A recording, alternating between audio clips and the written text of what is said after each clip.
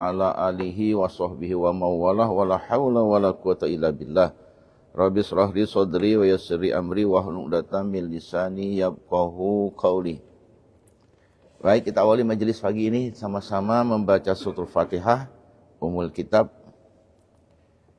dengan niat kita kepada baginda kita Nabi besar Muhammad sallallahu alaihi wasallam, para keluarganya, para sahabatnya, dan kita niatkan juga untuk orang-orang tua kita dimanapun berada, baik yang masih hidup pun sudah wafat, kemudian kepada guru-guru kita, kemudian kepada diri kita sendiri, kemudian kepada anak-anak cucu kita agar menjadi anak yang soleh dan soleha, kemudian kepada keluarga kita, kerabat kita, jemaah kita yang sakit, kita mohon kepada Allah bisababi suratul Fatihah, Allah angkat penyakit-penyakit mereka, Allah kasih kesembuhan, sehingga dapat bersama-sama kita berjamaah di masjid mulia ini.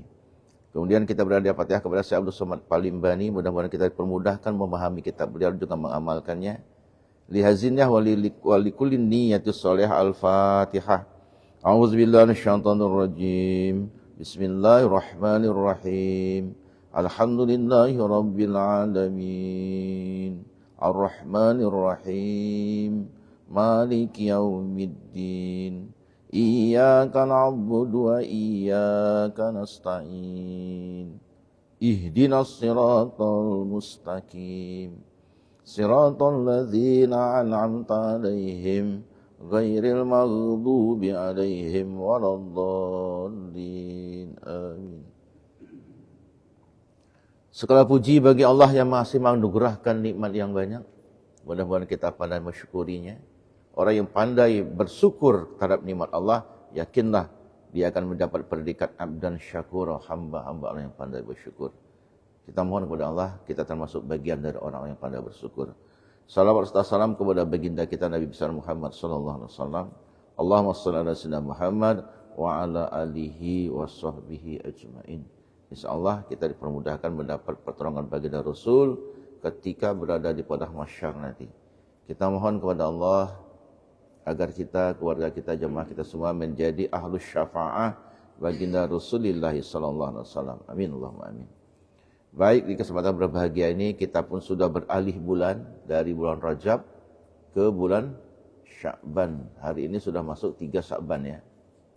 Doa kita pun kemarin sudah kita lantun sejak bulan Rajab, Allah barik lana fi Rajab wa Sya'bana wa ballighna Ramadan.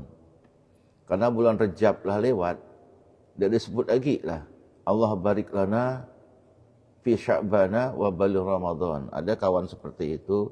Sesungguhnya sebagian tidak tetap kita lantunkan. Walaupun bulan Rajab sudah lewat perjalanan kita, tapi di sisi Allah itu akan selalu ada. Karena Allah tidak ada awal, tidak ada akhir. Jadi bulan Rajab itu tetap kita sebut walaupun sudah lewat. Terlalu pede, percaya diri, gila bahasa Bangka.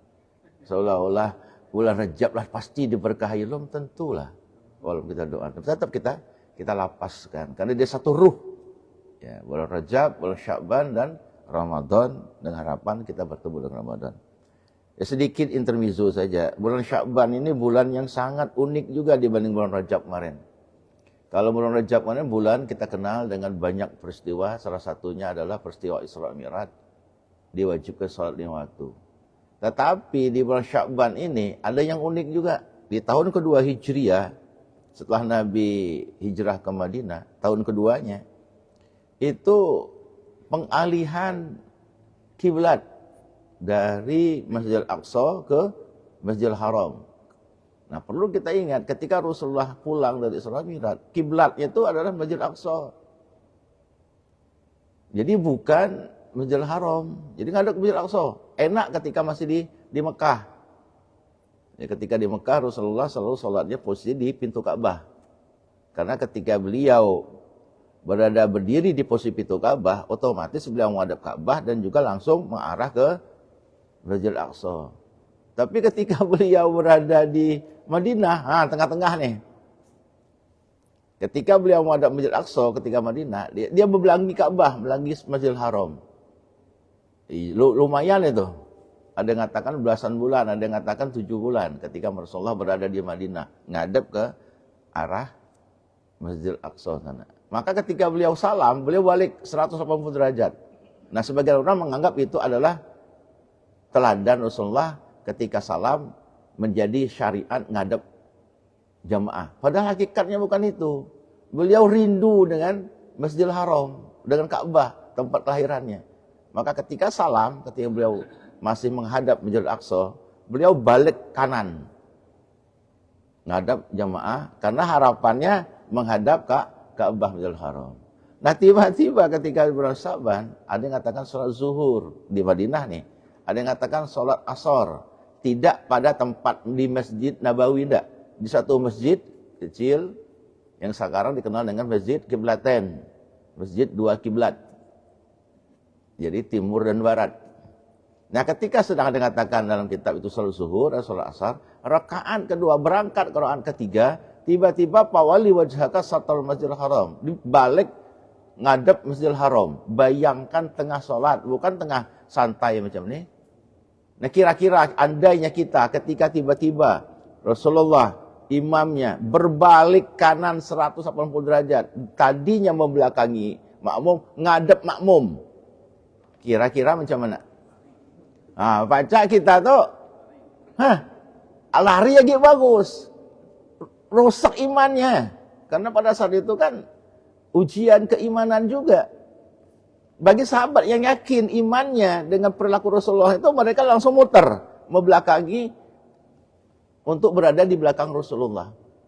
Nah, sahabat yang lain yang munafik, Muhammad lagi stres.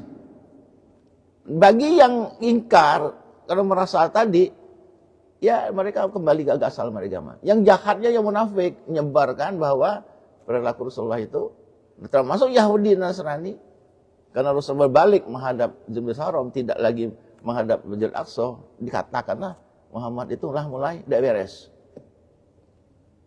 Tetapi itulah uniknya bagi para sahabat yang yakin. Maka andai kami umpamakan kita macam mana saat itu? Pacak termasuk kategori yang pertama tadi kalau yang berbalik tidak ikut lagi. Itu karena perkaranya sedang sholat. Bukan sedang santai, sedang sholat. Tiba-tiba berbalik.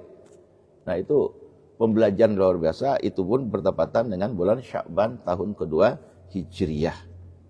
Makanya seiring dengan waktu kita tidak merasakan bagaimana menghadap Masjid Aqsa. Cuma kita menjadi sesuatu yang istimewa ketika kita mampu ke sana. Karena ada 3 masjid yang istimewa. Masjidil Haram, Masjid Aqsa, Masjid Nabawi. Itu urutan kejadian masjid. Karena ketika Isra Mi'raj kan Masjid Nabawi kan belum ada setelah Nabi hijrah ke sana. Setelah Nabi di Madinah mau tidak membangun Masjid Nabawi yang pertama. Masjid Quba dia bangunkannya. Bahkan peristiwa salat Jumat kan di Masjid Quba bukan Masjid Nabawi. Peristiwa salat Jumat pertama.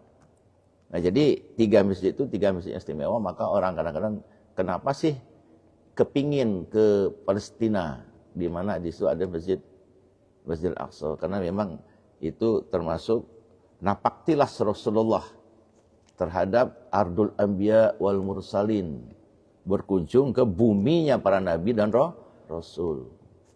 Makanya istimewanya kan di situ. Dan uniknya tadi, sedang sholat disuruh balik menghadap ke kiblat yang sesungguhnya adalah Masjidil Haram. Maka dalam Al-Tafsir itu, kenapa awal mula kiblat itu ke Masjidil Aqsa? Itu tak lain, dalam banyak tafsir dikatakan ta'alluqan lil Yahudi, untuk menjinakkan hati-hati orang-orang Yahudi. Bahwa Islam hadir pertama itu ketika sholat, nah dijadikanlah Masjid Al-Aqsa itu sebagai arah kiblat. Dan itu sejarah panjang, karena memang dikatakan buminya para nabi dan rasul. Itu sekedar intermezzo, itu kejadian besar pada bulan Sya'ban. Di samping itu juga adalah orang nyebut nisfu Sya'ban itu kan penyerahan catatan amal kita 1 tahun dari malaikat Raqib ke Atid diserahkan kepada Sang Khalik. Makanya Rasulullah sangat senang ketika amalnya sedang diserahkan, dia dalam keadaan puasa. Maka ada klausul puasa nisfu Sya'ban. Itu segera tambahan. Baik, insyaallah pagi ini kita masuk sesuai dengan flyer kita tentang masih pokok bahasan kita ketaatan batin. Jadi kemarin kita sudah bicara maksiat batin, maka lawan ketaatan batin. Ada juga ketaatan zahir, lawannya maksiat zahir. Nah pagi ini insyaallah kita akan masuk pokok bahasan, subbahasan syukur. Syukur itu bahasa kita kan berterima kasih. Ya, syukur yang nama dia nama syukur di sini ada. Nah, mudah-mudahan lah bersyukur. Ya pagi ibu-ibu punya suaminya syukur. Nah, lah bersyukur dan dapat syukur berarti kan. Nah, syukur itu sesungguhnya adalah orang yang pandai berterima kasih.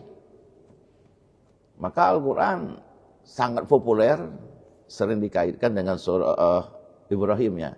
La in syakartum la azidannakum wa la in kafartum inna azabi lasyadid.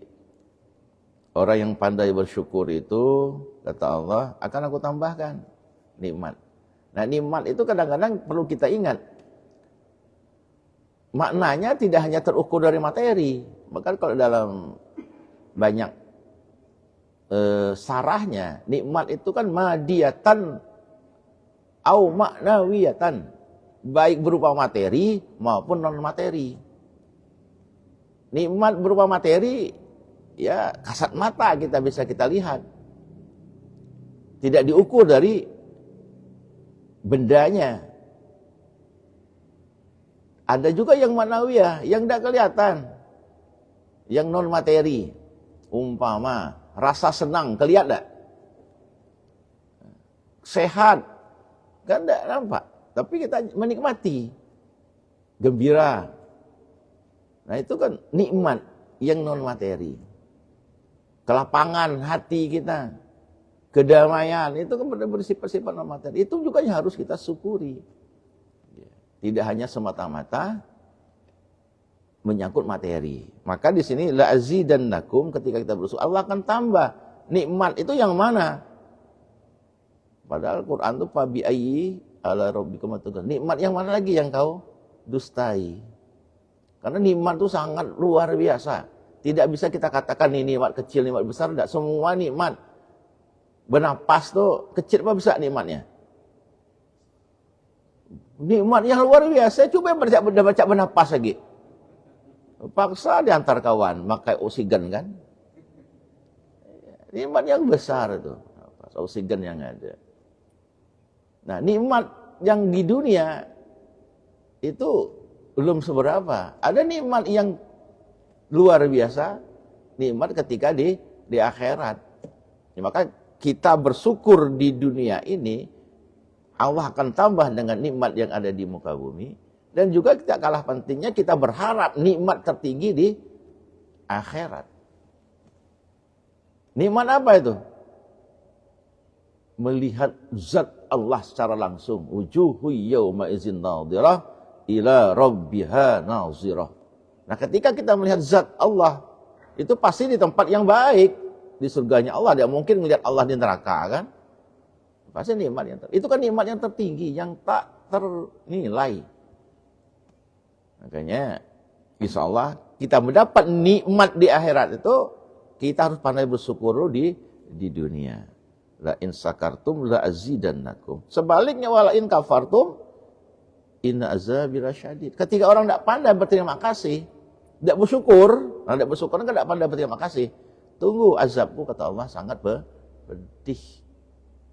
Ya, sangat luar biasa. Jadi syukur adalah bagian dari kita berterima kasih kepada diri kita hakikatnya. Karena di ayat lain dikatakan man sakara fa innama sakara li nafsih, kan? Barang siapa pandai berterima kasih, sesungguhnya dia berterima kasih kepada dirinya sendiri. Karena ketika kita berterima kasih kan batin kita, pikiran kita kan jadi nyaman. Untuk kita sendiri sebenarnya. Maka bagian dari kesehatan batin. Kalaupun orang ingkar dan terima kasih, Allah katakan waman kafara fa inna rabbi ghaniyun karim. Maka sesungguhnya Tuhanku itu maha kaya dan maha mulia. Artinya ghani itu apa? Tidak berhajat, tidak berkepentingan. Iya. Allah kan tidak berhajat dengan kita, walaupun kita beribadah, walaupun kita bersyukur. Maka Tuhan Maha Kaya. Dengan kita tidak berterima kasih, apakah Allah rugi? Kan tidak. Allah Maha Kaya. Di An-Naml ya, di surah An-Naml itu. Nah, jadi ketika kita bersyukur, sesungguhnya hakikatnya kita berterima kasih kepada diri kita sendiri. Maka ketika ada perintah syukur, di ayat lain, waskuruli wala takfuruni. Pandai-pandailah kalian, nah bentuk-bentuk amar. Washkuru. Ya, bentuk amar, jamak lagi, wawul jamak, waskuru. Dan bersyukurlah kalian. Artinya secara jama'i, secara berjamaah, bukan orang per orang. Ya, bersyukurlah secara ramai, secara jamaah, kepadaku, kata Allah. Wala takfuruni, jangan kalian ingkar. Ingkar itu tidak pandai berterima kasih. Tidak pandai berterima kasih. Dan di ayat lain itu kan dikatakan, wasanajzi syakirin. Wasanajzi. Najzi itu fi'il mudhari, dia masuk ke risin tanfis. Itu sangat dekat. Sangat-sangat dekat, Allah akan membalas asyakirin, orang-orang yang pandai bersyukur. Baik di dunia artinya, tidak nunggu di akhirat Allah balasnya. Maka ketika ada kelapangan, ketika kita pandai bersyukur itu kan, paling tidak ada buah di faedah yang kita dapat. Biasanya orang pandai bersyukur itu orang yang mudah merasa dirinya itu tenang, hati gembira, bahkan mempunyai hati yang lembut, ya tidak galau. Ya, karena kadang-kadang kita tuh apa yang kita miliki, apa yang ada pada kita, kita syukuri. Kalau itu kita lakukan, itulah kita pemenangnya sesungguhnya. Maka menurut Ibnu Athaillah dalam Al-Hikam, orang bersyukur itulah pemenang. Apa sebab? Dia bisa ngambil pelajaran dari keburukan orang lain, bukan mencari buruk orang lain. Karena dia pandai, oh nih, orang ini ada sesuatu yang buruk. Dari sisi apa misalnya. Nah, orang yang bersyukur itu dia bisa menjadi pemenang, mengambil pembelajaran yang buruk dari orang lain untuk menjadi perbaikan bagi dirinya. Sebaliknya ketika kita menjadi orang yang pecundang, orang yang kalah, orang yang tidak pandai bersyukur, dia selalu mencari buruk orang lain. Sehingga dengan buruk orang lain itu dipublikasikan. Jadi kontennya kan jadi ngasil duit berarti kan. Nah itu kan orang-orang yang kalah. Maka ketika orang bersyukur itu, sesungguhnya orang yang hidupnya enjoy. Karena sama juga seperti yang kami katakan tadi dalam Al-Hikam itu Ibnu Athaillah pernah berkata, apa ungkapannya? Arih nafsaka minat tadbir. Apa maknanya? Jalani hidupmu minat tadbir. Enjoy baik. Tidak usah terlalu ngoyo. Jalani hidupmu. Arih nafsaka minat tadbir. Jalani hidupmu itu dengan enjoy, dengan gembira. Karena apa? Fama khoma bihi ghairuka indaka la takum bihi li nafsika. Bahasa bebasnya, karena ya fama khoma, maka karena sesuatu bihi ghairuka yang bukan bagianmu, la takum bihi li nafsika, tak mungkin dapat kamu paksakan untuk menjadi milikmu. Kan seperti itu. Enjoy, jalani, ciri orang bersyukur itu, hidup itu. Jangan pernah berharap yang bukan milik kita menjadi kembali ke diri kita. Nikmati yang ada, syukur. Ya, tidak usah terlalu ngoyo sehingga ngejar sesuatu yang bukan bagian kita. Ya, jadi itu pesan Ibnu Athaillah dalam Hikam. Ketika orang bersyukur itu dia biasanya hidup enjoy. Karena memang sesuatu yang bukan milik kita tidak mungkin kembali ke kita. Rezeki burung tidak mungkin diambil oleh elang. Rezeki elang tidak mungkin diambil oleh cacing. Rezeki tikus, ya punya tikus. Rezeki cicak, ya punya cicak. Rezeki nyamuk, ya makanlah darah kita hanya kan. Rezeki dia lah kan. Walaupun dipasang buat nyamuk, bukti habis-habis nyamuk. Pasanglah penangkap nyamuk yang listrik tu. Adalah nyamuk. Iya kan seperti itu. Jadi nikmati baik. Cuma yang kini dia suka dengar cerita orang tua tu, kepinding. Ada tak? Lagi ya? Oh, syukur bagi adik. Kata kawan kepinding lah ubat pingat.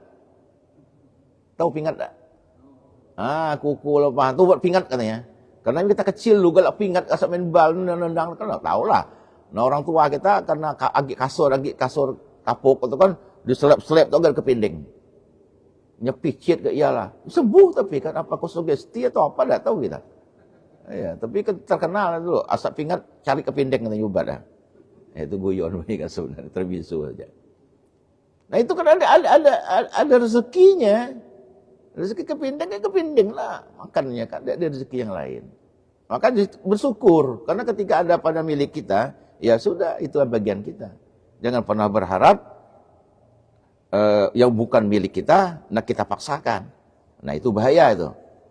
Ya, jadi ketika orang bersyukur, dia enjoy hidupnya. Tidak ada beban. Ya. Makanya kata Rasulullah, orang-orang yang pandai bersyukur itu, dikatakan Rasulullah, at-ta'imu syakir bimanzilatis siyami sabir. Orang yang menikmati makanan, orang-orang yang makan at-ta'im itu orang ya, isim fa'il, yang menikmati hidangan, tapi dia bersyukur. Apa hidangannya? Ya, sesuai dengan nikmat kita makan. Ya, nikmat itu kan tadi katakan karena tidak hanya materi, jadi cita rasa. Cita rasa kita mungkin beda dengan cita rasa orang. Ada yang senangnya resep ditumis, ada resep mantap, ada sambal belacan tunu, tidak perlu yang diulek kan kadang-kadang kan. Itu kan cita rasa. Nah ketika ada kita menikmati makanan, tapi bersyukur dengan yang ada, itu bisa menempati kualifikasi orang puasa yang sabar. Bimanzilatis shaimil sabir. Jadi orang yang menikmati makanan, dia pandai bersyukur.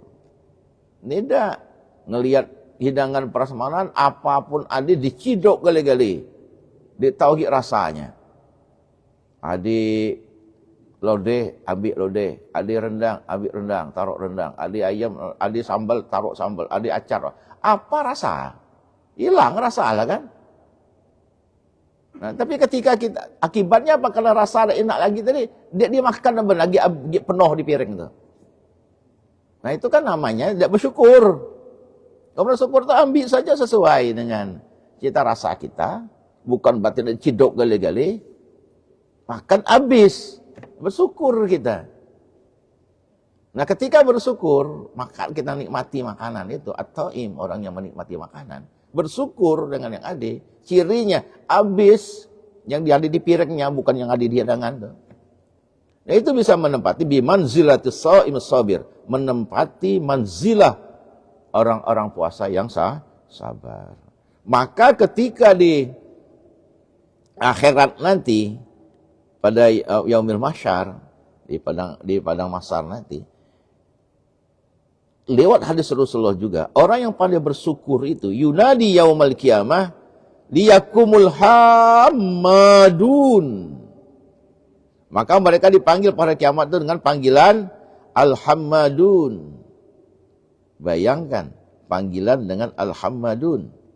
Fayakumu zamratun, fayunsabu lahum liwa'u, fayadkhulul jannah.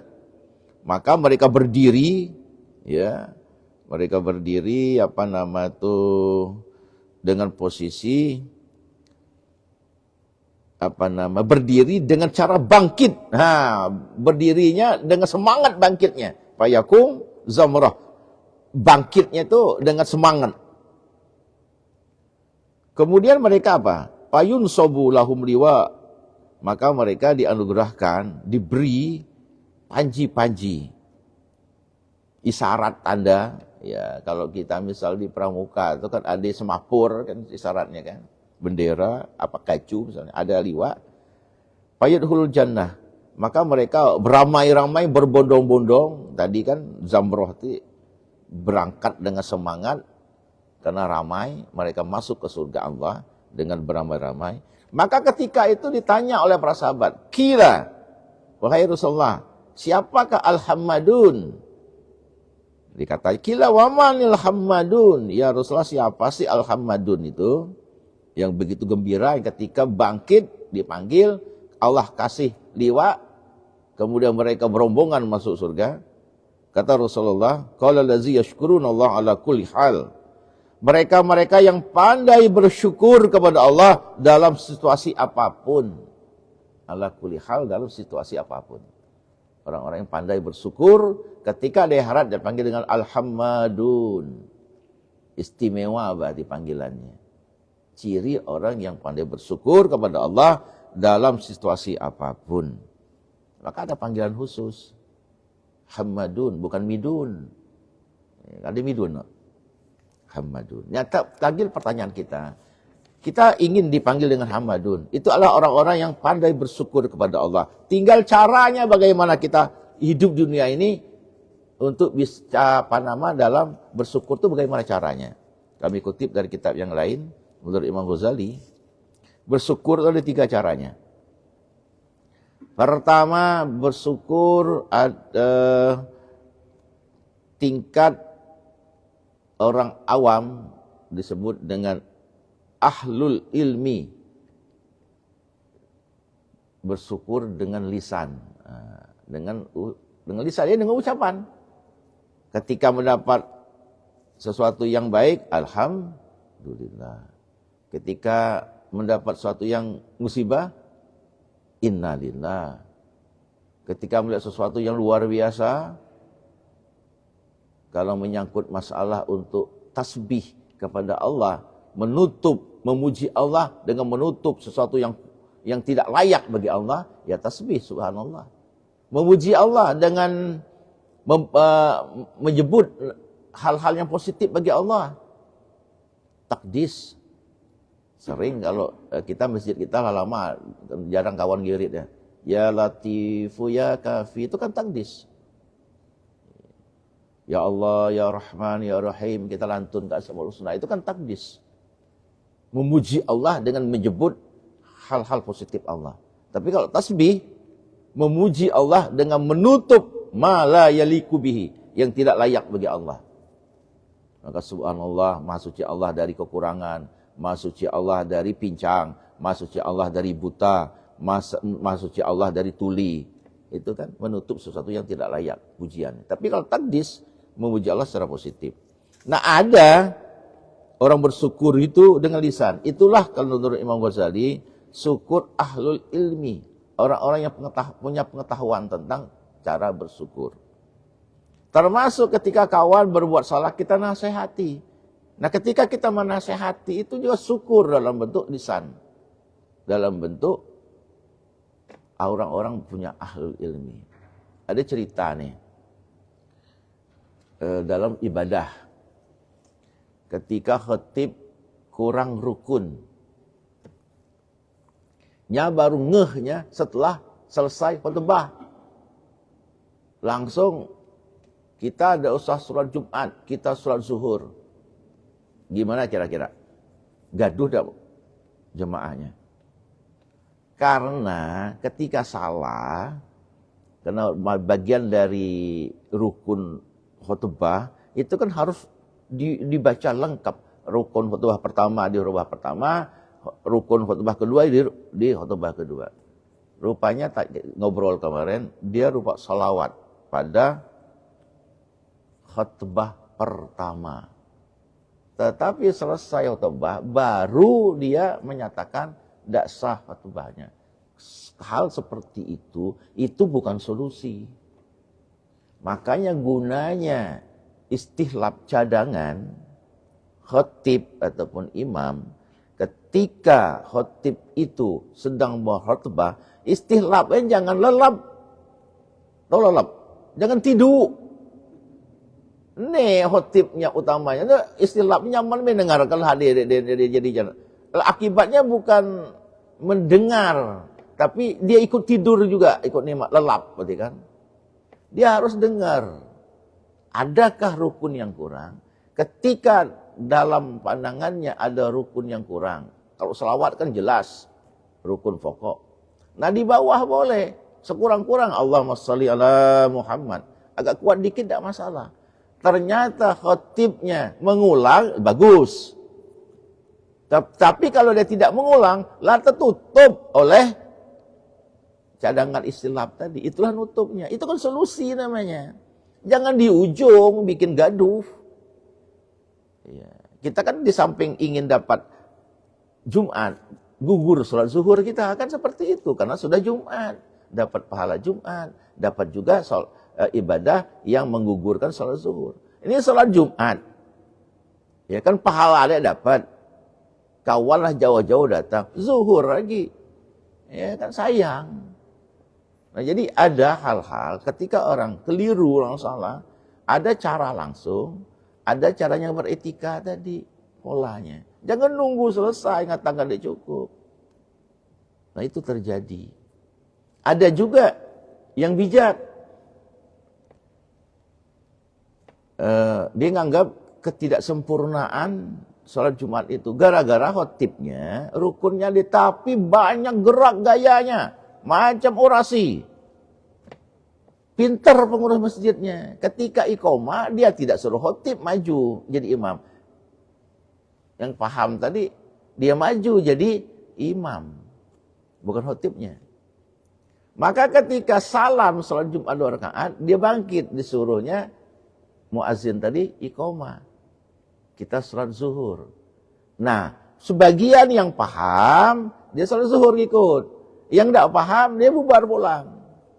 Nah, baru diceritakan, termasuk khotib tadi, karena ada yang bisa merusak, bukan syarat rukunnya, tetapi adab seorang khotib dalam berkhutbah Jumat. Karena khutbah Jumat itu kan bagian dari rukun sholat. Jadi ketika disampaikan, tidak perlu banyak seperti orasi. Oh, gaya tangan macam ini, tidak. Ya kalau taklim mungkin tangan pajak bergaya macam ni kan.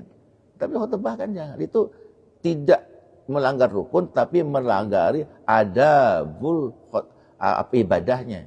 Adab berkhutbahnya yang rusak. Dan seperti itu. Nah itu ketika kita tegur, itu bagian dari bersyukur orang-orang ahlul ilmi. Jangan marah ketika dikasih tahu. Ini berulang-ulang dikasih tahu, agi lah. Apa kata orang malah pandai ulang-ulang dia pacak berubah itu, mangkang kok. Jadi wasama iwat tarik, wa ma'adraka ma tarik, andanya musakib. Nyamaci adanya musakib. Nah, ladi padi umpamanya kan. Nah, itu kan jelas fatal tuh namanya. Iya. Tapi agak mangkang dia pacak berubah ya sudah. Ya, ketika yang demikian kita sebagai orang di belakang imam, ya kita lurusnya. Anda jemus sakib, sudah ajenam sakib, sudah kita kunci seperti itu. Kadang-kadang juga kalau di asal apa tuh, iza ja'a nasrullah an-nasr ya, iza ja'a nasrullah itu ada kalimat yang domirnya tuh dimatikan, diwakafkan. Iya, itu hilang bunyinya, terkatap. Padahal tetap harus ada ruhnya yang kita perdengarkan. Nah, jadi ada hal-hal tertentu, kita yang istihlab di belakangnya harus pandai meluruskannya. Tidak perlu. Ya, tidak perlu kita berdebat. Ketika menegur imam, ada kala dengan tasbih, kalau dia menyangkut masalah rukun fi'li. Nah, kurang, kita subhanallah yang di belakang imam. Tapi subhanallah itu niat kita bertasbih. Konteksnya ngingat imam. Tapi kalau dia bacaan, terbalik, nah kita yang ngeluruskannya. Faman ya'mal misqala dzarratin khairan yarah pertama. Dibaca faman ya'mal misqala dzarratin khairan yarah. Kita khairan yarah, kita bilang di belakangnya. Kalau diulangnya oleh imam tidak masalah. Sudah kita lurus. Itu namanya peneguran secara langsung dengan membenari lapas. Tidak perlu dengan subhanallah. Kalau bingung, apanya jangan-jangan. Nah, seperti itu. Boleh kita luruskan seperti itu. Itu bagian dari syukur orang-orang berilmu. Cara pertama, bersyukur dengan lisan. Ada cara yang kedua, bersyukur dengan amal. Itulah disebut dengan syukurnya ahlul ibadah. Kepatuhan kita pada Allah. Misal, bersyukur dengan amal itu ketika dapat kabar apa misalnya, lulus, berhasil, kita sujud syukur, itu kan bersyukur dengan amal namanya. Iya. Cuma kadang-kadang orangnya sujud syukur itu adab etikanya kadang-kadang. Dapat kabar, tengah apa misalnya, maaf, menutup aurat pun enggak, langsung sujud. Nah itu kadang-kadang kan. Memang ada yang ketika dapat kabar itu dia langsung sujud. Tapi kadang-kadang harus lihat juga kondisi. Tengah di sawah, dapat kabar anak lulus PS, sujud di sawah itulah. Dia kawah kali berangkat mukanya penuh lumpur kan. Jadi dia harus lihat kondisinya yang keadaan yang memungkinkan. Bersyukur dengan amal ahlul ibadah. Nah, orang-orang yang pandai bersyukur dengan amal itu sesungguhnya adalah orang-orang yang dari rasa syukurnya dia pandai, dia menimbulkan perilaku yang baik. Jujur, seperti itu. Ramah. Karena syukur pada tingkat amal itu implementasi dalam kehidupan. Ya bukan hanya sholat itu, ya oke, itu kewajiban kita. Tapi ketika buah dari situ, rasa syukurnya adalah membawa manfaat ibadah kita kepada orang lain. Ya, karena kan as-sholatu tanha fahsya wal munkar. Ada implementasinya membawa kebaikan dari ibadah kita itu. Nah, ketika orang pandai bersyukur dengan amal, disebut syukur al-ibadah, ada buah dari ibadahnya.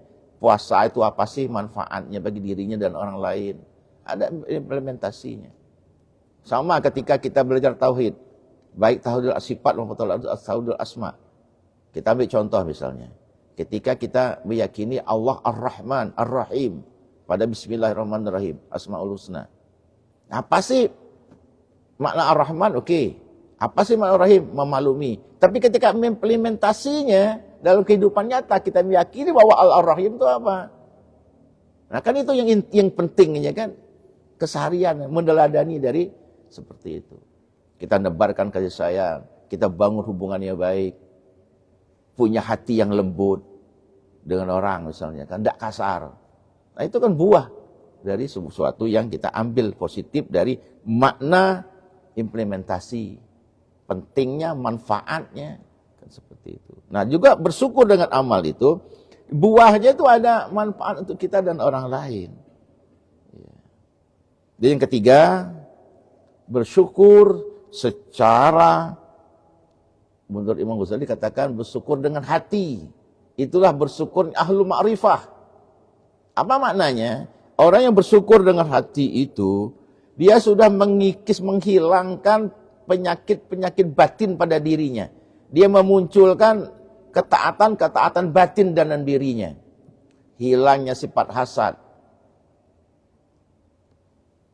Tereliminirnya sifat-sifat dengki. Sifat-sifat sombong hilang pada dirinya. Yang muncul adalah ya ketaatan batin, yang sifat khauf, sifat taubat, sifat apalagi yang kita pelajari kemarin, zuhud, sabar, syukur sekarang. Itu yang muncul dalam bentuk bersyukur dengan hati, disebut dengan bersyukurnya al-ma'rifah. Menjaga diri dari penyakit-penyakit batin. Nah, itulah. Orang yang mampu mengeliminir penyakit-penyakit batin pada dirinya, dia sedang menuju syukur tingkat yang agung. Syukur dengan hati. Di surah disebut oleh Imam Ghazali, syukur ahlul ma'rifah. Ya. Tapi kalau pada diri kita masih ada penyakit-penyakit batin seperti hasad dan kita sebagainya, itu sombong tawas, itu masih belum pandai bersyukur secara hatinya, secara ahlul ma'rifah. Oke, sampai di situ ada yang mau kita diskusikan, silakan. Di pagi hari ini masih tentang syukur, ya. Karena memang kami katakan tadi, syukur adalah sesungguhnya hakikatnya kita sedang berterima kasih dengan diri kita. Maka hakikat syukur itu di situ menggambarkan bagaimana pengetahuan kita tentang syukur, bagaimana sikap kita tentang syukur, implementasi dalam kenyataan sehari-hari, dan bagaimana ketika sudah meningkat, apakah kita sudah masuk wilayah orang-orang yang sudah pandai bersyukur dengan hati. Dengan 3 cara itu, nah posisi mana kita berikhtiar, kalau yang tidak, tahapan 1, tahapan 2, tahapan 3 bisa kita capai. Kita tidak menjustifikasi orang lain, sering kami sampaikan di sini, tidak menilai orang lain. Kita hanya mengukur untuk diri kita sendiri. Kita mempelajari ini sesungguhnya hakikat adalah untuk diri kita sendiri. Mudah-mudahan kalau tidak ada pertanyaan kita cukup sampai di sini. Dan mohon ampun kepada Allah kalau sesuatu yang kurang baik, yang salah, itu kelalaian kami. Karena memang bagian dari hamba-hamba Allah yang dhaif, yang serba kurang dan lalai dan serta lupa. Mudah-mudahan kita selalu diberkahi Allah dan mampu mengimplementasikan apa yang sebut hari ini, bagaimana cara kita bersyukur, baik secara lisan, amal, maupun secara batiniah hati kita. A'udzubillahi minasyaitonirrajim. Bismillahirrahmanirrahim. Alhamdulillahirabbil alamin wassalatu wassalamu ala asrofil anbiya'i wal mursalin sayyidina wa maulana Muhammad wa ala alihi washabihi ajmain. Allahumma ighfir lana dzunubana wa liwalidina warhamhum kama rabbawna shighara wa li jami'il muslimin wal muslimat wal mu'minin wal mu'minat bi rahmatika ya arhamar rahimin. Allahumma harijna min zulmati wahmi wa akrimna bidil fahmi waftah lana abwabal ilmi wa zayyinna bil ahlakil hasanati wal hilim. Allahumma yassir umurana hadzal yaum umurud dunya wal akhirah. Rabbi yassir wa la tu'assir, Rabbi tammim bi khairi ajma'in. Allahumma barik lana fi Rajab wa Sya'ban wa ballighna Ramadan bi aunika wa bi haulika ya fa'alu lima yurid innaka ala kulli syai'in qadir. Allahumma ja'al jam'ana hadza jam'an marhuma wa tafarraqana ba'da hadza tafarraqan ma'suma. Rabbana zalamna anfusana wa illam taghfir lana wa tarhamna lanakunanna minal khasirin. Rabbana hab lana min azwajina wa dzurriyyatina qurrata a'yun waj'alna lil muttaqina imama. Rabbi ij'alna muqimas shalah wa min dzurriyyatina rabbana wa taqabbal du'a. Rabbana atina fid dunya hasanah wa fil akhirati hasanah wa qina azabannar. Wa sallallahu ala sayyidina Muhammadin nabiyil ummi wa ala alihi wasallam. Subhana rabbika rabbil izzati amma yasifun wa salamun alal mursalin walhamdulillahi rabbil alamin. Subhanallah. Wassalamualaikum warahmatullahi wabarakatuh. Taqabbalallahu minkum.